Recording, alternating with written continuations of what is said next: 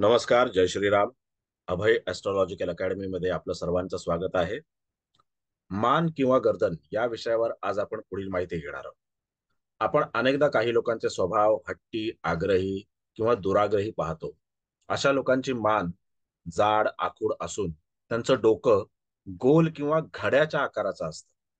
या स्थितीत जातकावर सूर्य, मंगळ, गुरु या ग्रहांचा प्रभाव असतो आणि घड्याच्या आकाराचं मस्तक असेल, तर तिथे पृथ्वी तत्वाची राशी, शनी ग्रह यांचा प्रभाव जातकावर दिसून येतो.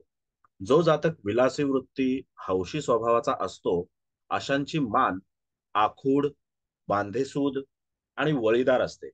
काही वेळेला वळीदार दिसत असलेली मान पुष्ट असेलच असं नाही आणि जरी ती पुष्ट दिसत दिसत असली, तरी सुद्धा ती फोपशी किंवा थुलथुलीत असू शकते. हे आपल्याला ध्यानात ठेवलं पाहिजे. तर अशा याच्यामध्ये जर आपण पाहिलं तर मेदोवृद्धीचा हा जो काही सहभाग आहे, हा गुरुग्रहाच्या अखत्यारीत येणारा आहे. त्यामुळे तिथे बुद्धिमत्ता आणि आकलन शक्ती अशा जातकांमध्ये आपल्याला उत्तम रीतीने दिसून येते आणि तिथे शनी ग्रहाचाही प्रभाव आपल्याला दिसून येतो काही वेळेला.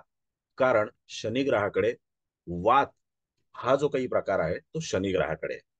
त्यामुळे आपल्याला लक्षात घेतलं पाहिजे की हे गुणधर्म जातकांमध्ये ज्या वेळेला आपल्याला दिसून येतात, त्यावेळेला अशा जातकांवर गुरु आणि शनी या दोन ग्रहांचा प्रभाव दिसतो आणि तो त्यावर तिथे अंमल करत असतो.